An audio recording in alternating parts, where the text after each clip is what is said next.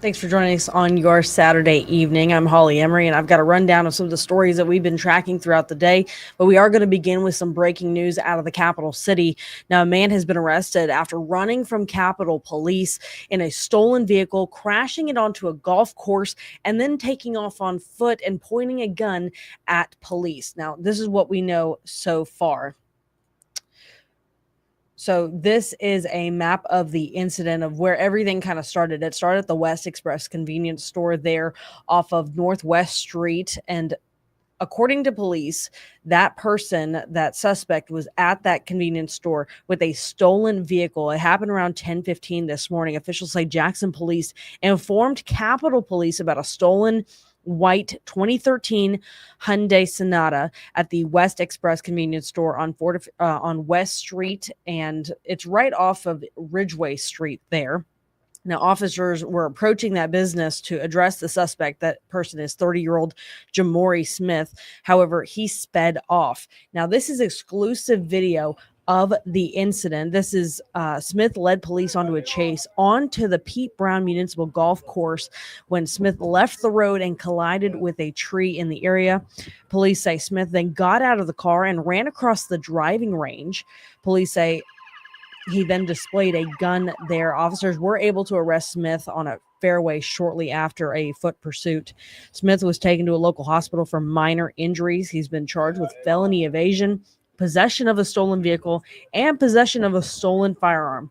Now, again, this is Capitol Police investigating. So you might be wondering why JPD would have called Capitol Police. This is because this is their jurisdiction of where the incident initially happened.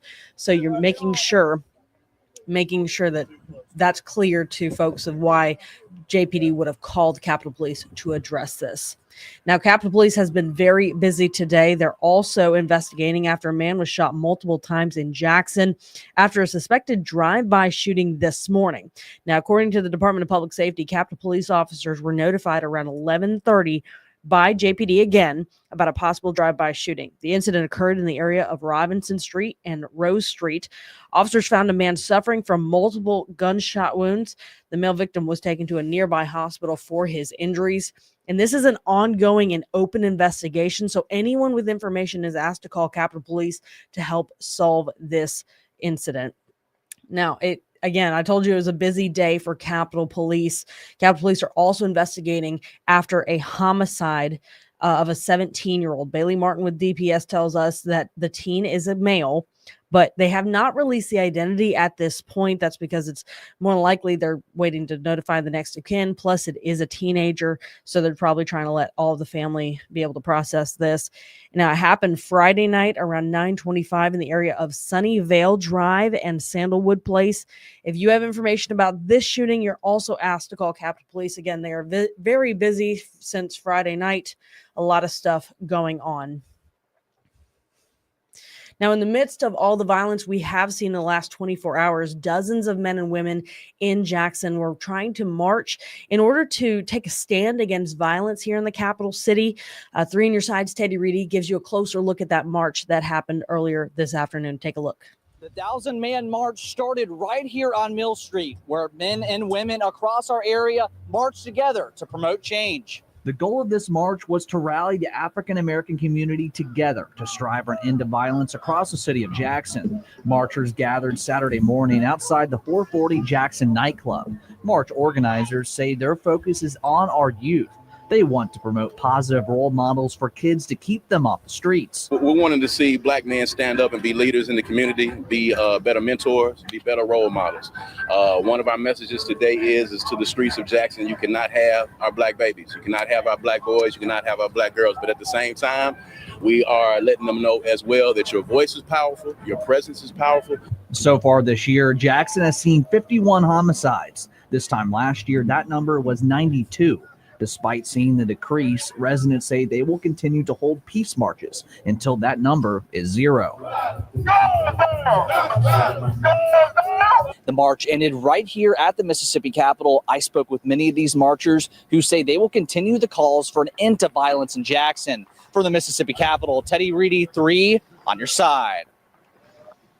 All right, that was Teddy Reedy reporting. And now we have Anais Scales, who is going to be giving us a look at the weather. It's been pretty warm the last couple of days. Are we going to see a cool down anytime soon?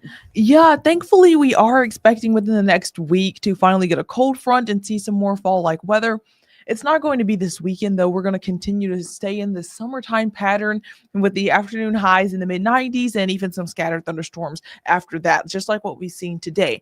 But heading into the next week, we are going to have a cold front moving through around Wednesday evening into Thursday is the timing that it looks like at the moment.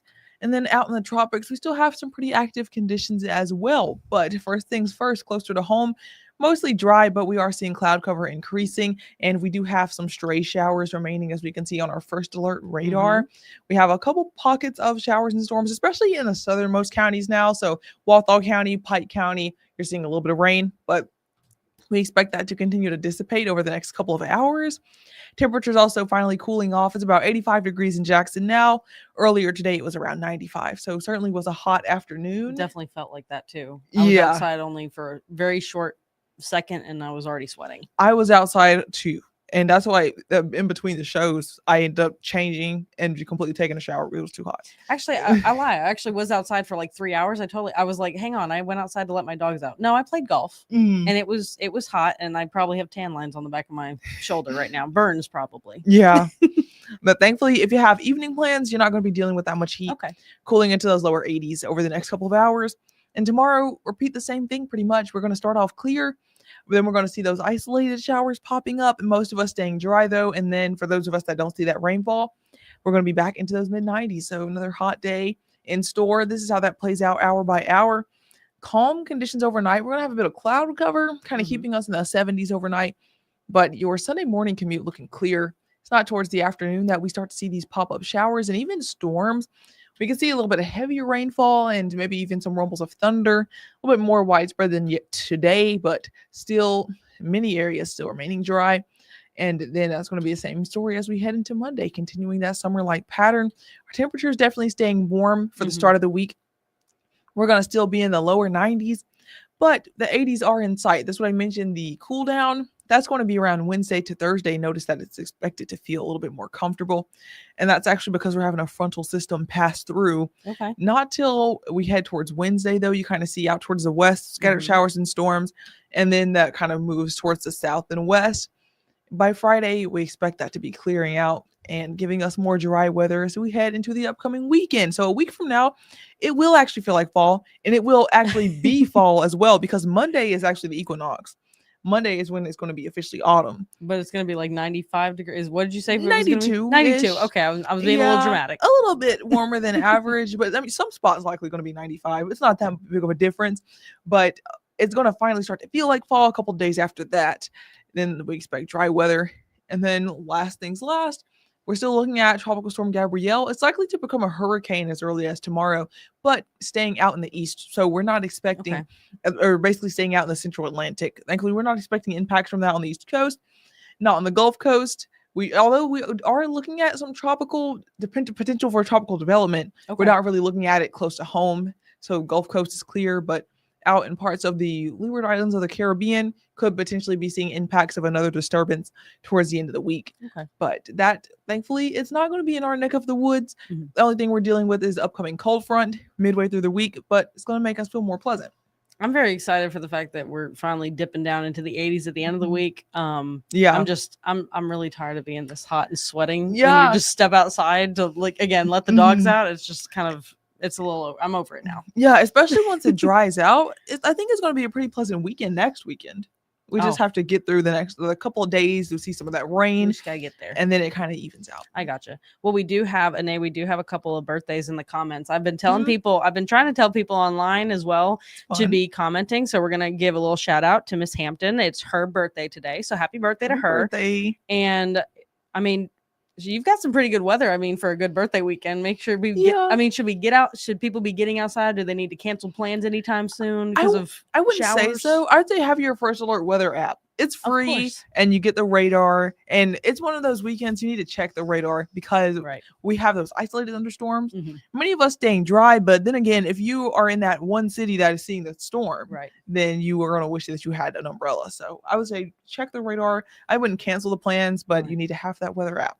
Now I know Anae's also you're actually completely on weekends now. Is that correct?